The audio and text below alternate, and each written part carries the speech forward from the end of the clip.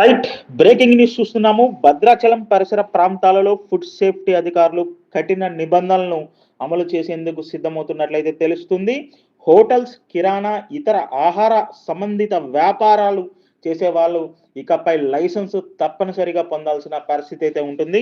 జిల్లా food safety అధికారుల ఆధ్వర్యంలో ముందుగా ఈ సంబంధిత వ్యాపారాలు నిర్వహించే వ్యాపారులకైతే ఒక మెగా లైసెన్స్ మేళాను ఏర్పాటు చేయనున్నట్లు అధికారులు తెలుపుతున్నారు. ఇందులో భాగంగానే జనవరి 8న భద్రాచలం ఐటీడీఏ ప్రాంగణంలోని గిరిజన భవన్‌లో ఈ మెగా లైసెన్స్ మేళా కార్యక్రమాన్ని నిర్వహించబోతున్నారు. అయితే భద్రాచలం పరిసర ప్రాంతాలలో హోటల్స్, ఆహార సంబంధిత వ్యాపారాలను నిర్వహించే వ్యాపారులంతా ఈ మెగా లైసెన్స్ మేళా కార్యక్రమానికి హాజరై పత్రాలను సమర్పించిన తర్వాత తమ లైసెన్సులు పొంది తమ వ్యాపారాన్ని నిర్వహించుకోవాలని అధికారులు సూచిస్తున్న పరిస్థితి అయితే ఉంది. ఇక ఇదే అంశంపై భద్రాచలం ఐటీడీఏ పీఓ సైతం వ్యాపారులను ఉద్దేశించి పలు సూచనలు చేస్తున్న పరిస్థితి అయితే ఉంది.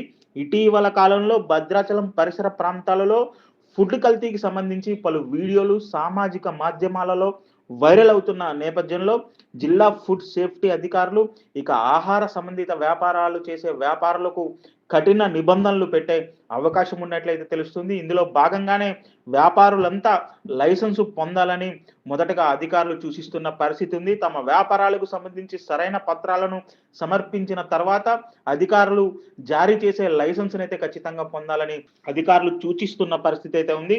ముఖ్యంగా ప్రజా ఆరోగ్య దృష్ట్యా ఫుడ్‌కు సంబంధించి ఎటువంటి కల్తీలు కాకుండా ఉండాలనే లక్ష్యంతో ఈ యొక్క కార్యక్రమాన్ని చేపట్టబోతున్నట్లయితే తెలుస్తుంది. వ్యాపారులంతా విధిగా జనవరి 8న భద్రాచలం ఐటీడీఏ ప్రాంగణంలో గిరిజన భవన్‌లో ఏర్పాటు చేస్తున్న ఈ లైసెన్స్ కార్యక్రమానికి హాజరై తగిన పత్రాలను సమర్పించి లైసెన్స్ హక్కులను పొందాలని అధికారులు సూచిస్తున్న పరిస్థితి అయితే ఉంది. ఇదే అంశంపై భద్రాచలం ఐటీడీఏ పీఓ రాహుల్ వ్యాపారులను ఉద్దేశించి పలు సూచనలు సైతం చేస్తున్నారు.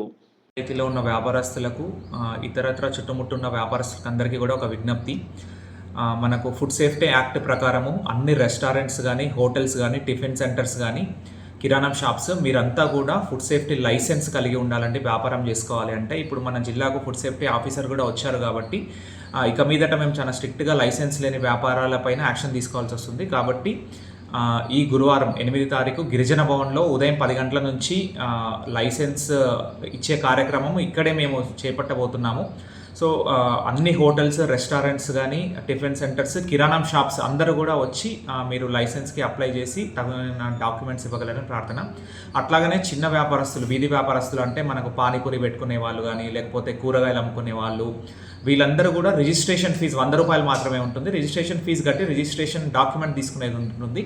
కాబట్టి పెద్ద హోటల్స్, రెస్టారెంట్స్, కిరాణం షాప్స్, మాల్స్ నుంచి చిన్న వీధి వ్యాపారులు, ఫుడ్కి సంబంధించిన ప్రోడక్ట్స్ అమ్మే అందరూ కూడా ఈ 8 తారీఖు గురువారము భద్రాచలంలోని గిరిజన భవన్లో మేము కండక్ట్ చేయబోయే లైసెన్స్ మేళాకు హాజరై మీరు లైసెన్సులు మరియు రిజిస్ట్రేషన్ డాక్యుమెంట్స్ తీసుకోవాలని ప్రార్థన.